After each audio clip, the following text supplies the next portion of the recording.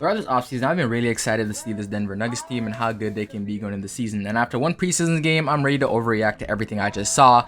And I'm here to tell you that this season is about to be crazy. Because right now, going into the season, both Jamal Murray and Michael Porter Jr. look pretty good. Look like they recovered pretty well. And some of the holes I saw on this team defensively don't look to be too much of a problem. I don't expect this team to be a top 5 defense in the league, but they shouldn't be anywhere near middle of the pack or lower. But right now, Jamal Murray and Michael Porter Jr. were never really bad defenders.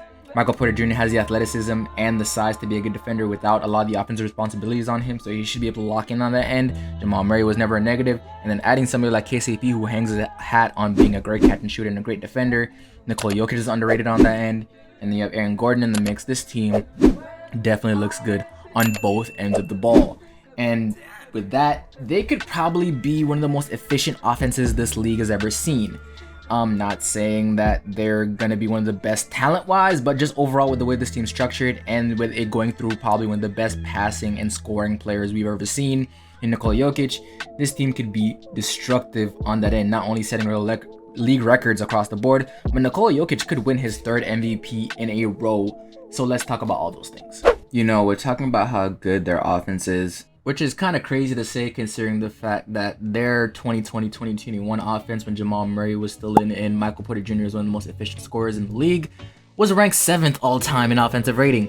And with how good Nikola Jokic has gotten since then and these guys coming back, it could be very, very much a lot better than that. And focusing on the two guys they got back in Jamal Murray and Michael Porter Jr., they look good in the last preseason game. Jamal Murray looked like, even though I don't expect him to be right out the gates great, he looks like he'll be able to work himself back into the offense. And people forget that when he did get injured, he was having the best year of his career and the most efficient shooting year of his career.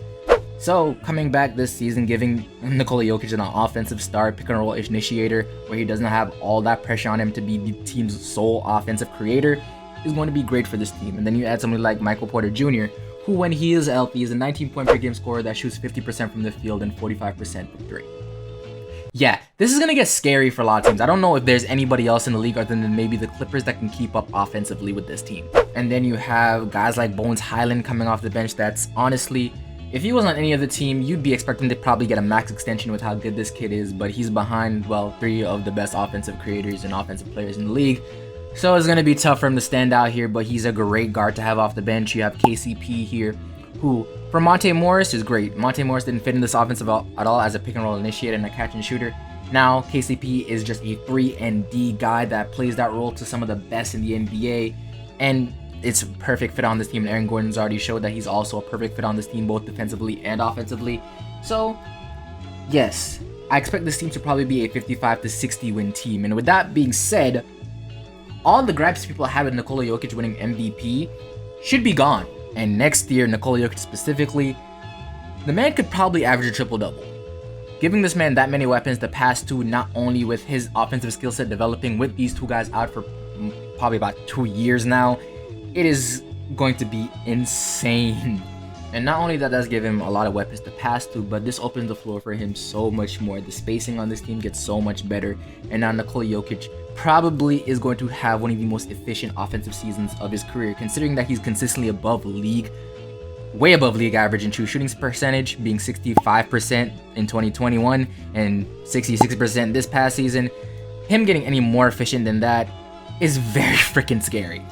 But going into next season, I can expect Nikola Jokic to be on a wave of probably averaging about 25 points per game, 11, 13 rebounds, and probably close to 10 or over 10 assists per game, while still giving you some probably a little bit more defensive ability, considering the fact that he now doesn't have to be the sole offensive creator on the team. And if that's the case, I don't know how y'all cannot give him the MVP. I understand that people are very angry at the fact that he probably won last season, and I don't understand the case for anybody else outside of him. The moment y'all gave Russell Westbrook that MVP in 2017, this shouldn't surprise you. Anybody else putting up generational type numbers but still being able to carry their team to at least a playoff spot or at least out the play-in is going to be in that MVP conversation. Nikola Jokic is head and shoulders above everybody else when it comes to generational numbers, setting records in PER, box plus minus, every single one of those stats, and even just the regular on-paper stats being 27 points per game and 13 rebounds, close to 8 assists,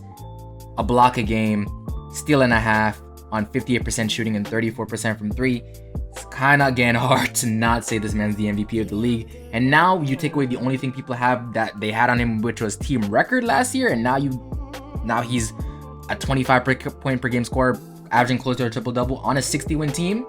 Him winning his 3rd MVP in a row is a very much possibility, and he's going to be the first player to do it since Larry Bird. And if next year we're talking about a 3-time MVP, putting up generational type numbers, some of the most efficient numbers ever seen in the NBA ever, all while carrying your team to a 60-win record and being top 3 or probably 1 in your conference in record, and being able to carry your team to at least the conference finals. Because again, this team still does have some holes, but they're definitely one of the championship contenders next year. But I just don't know if I want to have them at the top in my head. But still being able to carry your team to a conference finals berth, we're going to have some conversation not only on about Nikola Jokic probably being the best player in the NBA, because I can't just default to Giannis after that. We're going to have some conversation about where this man ranks all time in certain situations. Because this is actually insane what this man be able to do in a 3-year stretch. Throughout his entire career, but just specifically the last 3 years has been some insane levels, high levels of basketball. But yes, the Denver Nuggets can definitely make history next year. This is the best team they've had since the Denver Nuggets of Carmelo Anthony days. And they have a better star in them. Yes, Nikola Jokic is the better player than Carmelo Anthony ever was. I'll die on that hill.